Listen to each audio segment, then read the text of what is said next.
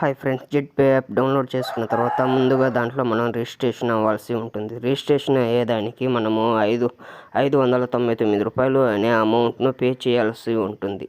మనం పే చేసిన తర్వాత వాళ్ళు మనకి లాగిన్ ఇవ్వడం జరుగుతుంది.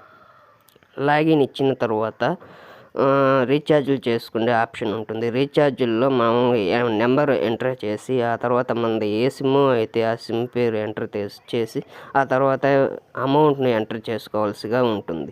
మనకి కంపెనీ వాళ్ళు, జెట్పే కంపెనీ వాళ్ళు 100కి 8 రూపాయలు అనేది కమిషన్ కూడా ప్రొవైడ్ చేయడం జరుగుతుంది. ఈ విధంగా మనము ప్రతిరోజు 15 రీఛార్జులు చేసుకునే విధంగా జెట్పే కంపెనీ వాళ్ళు మనకు కల్పించడం జరిగింది. వాళ్ళు ఇచ్చే కమిషన్ని మనము 500 దాటిన తర్వాత మనం విత్డ్రాల్ అయినా చేసుకోవచ్చు, లేదా మన వ్యాలెట్లోకి కూడా పంపించుకోవచ్చు. చూడండి ఫ్రెండ్స్, నేను ఈరోజు ఇంకా ఏమి చేయలేదు. ఈ మంత్లో చేసింది కమిషన్ వచ్చేసి 174 రూపాయల 36 పైసలు మాత్రమే.